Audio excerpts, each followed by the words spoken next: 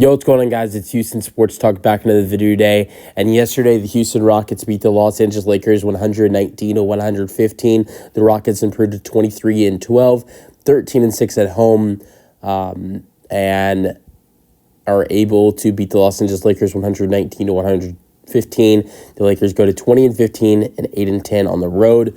The Lakers had been playing good basketball recently, moved up all the way to the 4 seed in the West. They go back down to 5 after this loss to the Rockets. But, I mean, look, the Lakers have been playing good basketball before this game, and I think they'll continue to do that.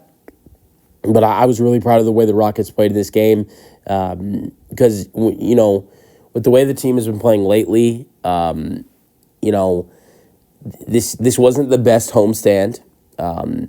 Going into this homestand, they were 1-3. They weren't playing the best. They had 2 losses in this homestand, which were absolute terrible. They had one where they were up 16 with 3 minutes to go against Minnesota and blew it. There was one against Miami where, with like 8-9 minutes left in the fourth quarter, they didn't score against Miami until like 2 minutes left. Had a huge offensive drought. So there was 2 games in a row against Miami and Minnesota that were so terrible. And the other loss was to Boston. And that was one of the worst losses of the season, even though they were really shorthanded. And, you know, then obviously the one win of this homestand before this game was the Dallas Mavericks. And they played solid against Dallas, but Dallas was very shorthanded. So were the Rockets. I mean, the Rockets were missing Ben Thompson and Tari Eason in that game. But the Rockets didn't play. I didn't feel like played their best basketball against Dallas, but it was still a win.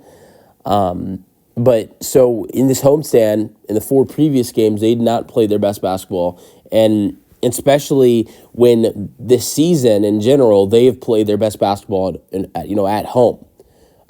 They go 2-3 in this 5-game homestand, but before this 5-game homestand, you know, they were. Going into this homestand, they were 11-3 at home this year. So they played some of their best basketball at home this year. So I'm not going to complain that they went 2-3 at home against some good teams. But at the same time, there was some bad basketball played throughout this homestand. So for them to finish off this way against the Lakers, who have been playing good basketball recently, I think it's a great way to finish off this homestand, and especially when you're missing Jabari Smith Jr. and Tari Eason. So proud of the way this Rockets team played last night. All right, let's get into some stats. How about Jalen Green? Absolutely fantastic. At times, I've complained so many times this year about how Jalen Green cannot stay efficient. Jalen Green cannot have back-to-back great games. How about 3 or 4? 33 points last night, with 6 rebounds, 4 assists. The game before, Jalen had like 27 against Boston. Did not play a whole lot in the fourth quarter because Boston was blowing the Rockets out like crazy. Then he had like 22 or 23 against the Mavericks. Jalen did not play good against the Heat, but not a lot of players played good against the Heat because that was one of the worst shooting performances I've seen from this team this season. So it's not 4 good games in a row for Jalen. I think he played pretty good against Minnesota, but these last 3 games, Jalen has played fantastic. I mean, I've so many times complained about Jalen Green staying efficient, and Jalen Green, not staying efficient and having back-to-back good games. Like, we'll see one great game, and the next game he's right back to, not playing so great. But how about 3 in a row? Love to see this, and I'm not going to complain if Jalen has a bad game against Washington when the Rockets play tomorrow in Washington, but it would be great if Jalen had 4 great games in a row. And like I've said so many times this year, every time Jalen does have a bad game, I say all the time, what we saw from Jalen the other night is when this team is at its best basketball. And when Jalen Green's playing the way he was last night, 12 for 24, 5 for 12 from 3, 33 points, 6 rebounds, 4 assists. When he's playing like that, and he's playing the way he played last night, this team is so much better than they are. Because, I mean, look, Ben Thompson was fantastic as well, and I felt like Jalen, he was a big part of that too. Jalen had a couple of really nice assists to Ben Thompson, about 2 or 3 alley-oops to Jalen Green and Ben Thompson So I felt like Jalen Green maybe made Amin Thompson a little bit better last night, and he was fantastic. Let's go over Amin Thompson because it was a career night. Season high for Amin Thompson, 23 points. That's not the career number for Amin, but the career number for Amin Thompson is 16 rebounds. He also had 3 assists, and he had 1 steal. So career high in rebounds, a season high in points, 11 for 19 in 41 minutes. You love to see this after what Amin Thompson did against the Heat. I was very frustrated with Amin after what happened against the Heat. Look, I don't know what Tyler Hero said to Amin Thompson that got him to do what he did, but I know this team has a chip sometimes where, they're very chippy and they like to fight, but I felt like it was all that what he did against the Heat was a little bit unnecessary, and kind of let the team a little bit down because got suspended 2 games. And luckily the team didn't lose both those games. They only went 1-1, so that's not terrible. You could have used him against the Celtics, that's for sure. But, anyways, I was a little bit disappointed. But to come back this way and play the way he did, 23 points, season high, 16 rebounds, a career high, shot 11 for 19. Outside of shooting 3 threes that didn't go in, I shot 11 for 16 from the floor. Besides his 3-point shots, struggled a little bit at the free throw line, 1 for 4.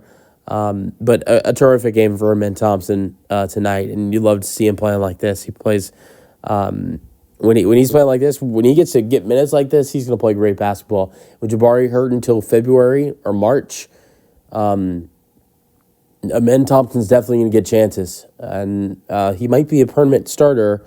It probably will be a permanent starter until Jabari comes back, which won't be around the February, March area. So terrific for Amin Thompson. Dylan Brooks, not too surprised that he didn't have a great game against LeBron James and the Lakers. 2 for 8, 1 for 4 from 3, 5 points, 3 assists, 5 rebounds. Wasn't great offensively, but I thought he did a good job defensively for the Rockets in this game. Alperen Şengün, this is back-to-back games where he's kind of struggling. 14 points, 6 rebounds, 4 assists for LP. He's not 6 for 14, 0 for 2 from 3, 2 for 4 at the free throw line. There were a lot of times where the Lakers were, double teaming LP, making sure he'd pass it out. Luckily, that worked out for the Rockets kind of tonight, because LP was able to get a couple assists on 3-pointers. I remember there was a Dylan Brooks 3-pointer that LP assisted. There was a Fred VanVleet one. There was a couple threes that LP assisted on tonight. But that doesn't always happen. I think we're going to start seeing teams double team Alperen Şengün more often in the near future. We saw it against Boston. That was something that Şengün really struggled with the Celtics putting in Luke Kornet and Kristaps Porzingis and Neemias Queta and double teaming him and forcing him to pass it out. And when you got a team like this, that's not always the best because this team is not the best 3-point shooting team or not the best efficient 3-point shooting team. Luckily last night you have a night where Jalen makes almost 6 threes, VanVleet makes 3, and Jayshawn Tate even hits 2 off the bench, and Cam does as well. But that is not always how this Rockets shooting is working. So that's why I keep saying, let's go get some shooters at the trade deadline. Who needs a superstar? A superstar would be great, right? A Jimmy Butler or De'Aaron Fox would be great, right? But let's go get some catch and shoot shooters. Like, that's why I keep saying Cam Johnson, Duncan Robinson, go after the guys like that. Like, how great would it be if teams continue to double team Şengün, and like if the Rockets had Duncan Robinson or Cam Johnson, and then Şengün might have a Cam Johnson or a Duncan Robinson wide open for 3. So that's why I keep saying go after guys like that who are good 3-point shooters, and have guys that would be great to get open if Şengün's getting doubled, before he's about to take a shot, like the Lakers did last night, like the Celtics did the night before. So I keep saying go after 3-point shooters because I think that's this team's biggest weakness. They're so good at defense. They're so good with second chance points, rebounding. They're one of the best teams in those 3 categories. But what they're not great in is shooting and efficient efficient shooting as well. Offense is where they need to be more efficient, and that's why I feel like three-point shooting needs to be their biggest target at the deadline. Van Vliet had 15 points with 2 assists tonight. That was really it for him. And then I already went over all the starters. Cam Whitmore had 8 points and 4 rebounds in 16 minutes, shot 3 for 8, 2 for 5. How about Jayshawn Tate? Hey, good thing for the Rockets. I think he's probably upping his trade value. But at this point, do you really want to trade Jayshawn Tate? Because, like, I think before it'd probably be definite yes. Let's get rid of Tate. He's not playing much, and he could have some trade value.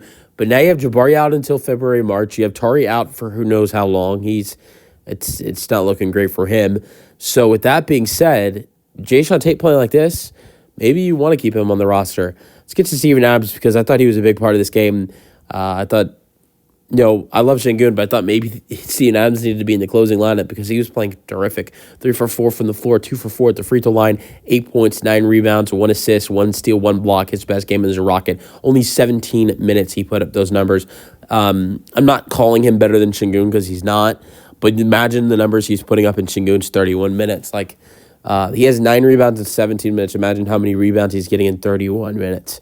It's nothing against Şengün, but Adams was dominating the Lakers. That's all I'm saying. 12 minutes for Aaron Holiday. He shot 3 for 7, 1 for 3 from 3 with 7 points. And Jeff Green, after getting a start the other night, did not play. I really liked what I saw from Jeff Green the other night. It's unfortunate he didn't play in this game, but I understand it because you have Holiday, you have Adams, you got Tate, and you got Whitmore. Obviously, Jabari's injured, Tari's injured, Jock and Reed Shepherd did not play. Lakers, LeBron in town. It's always nice to see LeBron in town. I'm just going to say this. I don't think it's true, but this could be the last time LeBron James plays in Houston. The Lakers will not return to Houston this season. The Rockets play the Lakers twice more in L.A. This could be the last straw for LeBron in Houston. I don't think LeBron retires after this year, but it's definitely not impossible. 21 points, 13 rebounds, and 9 assists for LeBron James. Possible last game in Houston. I hope not. Austin Reeves, terrific, 21 points, 10 assists, no rebounds. Reeves has been playing really good recently and getting rebounds, but tonight Davis and LeBron kind of stole that away from him with 13 each. I mean, obviously when you got the Rockets, who are a great, fantastic rebounding team, you're going to get out rebounded, especially when Amin Thompson and Steven Adams combined for 25 boards, and the rest of the team, you have 6 each for Şengün and Jalen Green, 5 for Dylan Brooks. But when you have on your team 2 guys that had 13 each with LeBron and AD, there's not a lot of other rebounding. There was only 8 other rebounds on this team tonight. Besides, sorry. Yeah, there was 1 for Rui, 6 for Max Christie, 2 for Dorian Finney-Smith, 2 for Jackson Hayes, and 1 for Shake Milton and Dalton Gannett. So there was 4, 6, 10. There was 11 other rebounds besides 8. 39 total rebounds. 39 total rebounds for the Lakers. 26 for LeBron and AD. So 13 other rebounds for the Lakers tonight. So LeBron and AD controlled the boards for the Lakers tonight. I got a little confused there because I was looking at defensive rebounds. There's 29 defensive rebounds, and LeBron and AD controlled 21 of those. There was only 5 other defensive rebounds for the Lakers. But on the total rebound side of things, there was 26 for LeBron and AD, and 39 as a team, so 13 others. So great one for the Rockets tonight. Or last night, and we'll see what they can do in this next game. I would hope and pray and be very disappointed if I'm wrong that it's a win against Washington in Washington. Rockets handled the Wizards pretty easily last time in Houston without Fred VanVleet. We'll see how things go for the Rockets in Washington. Hopefully they can pull off a sweep against the Wizards. If not, I don't know what to say. Let me know your thoughts on the Rockets beating the Lakers 119-115 last night in the comment section, and peace out.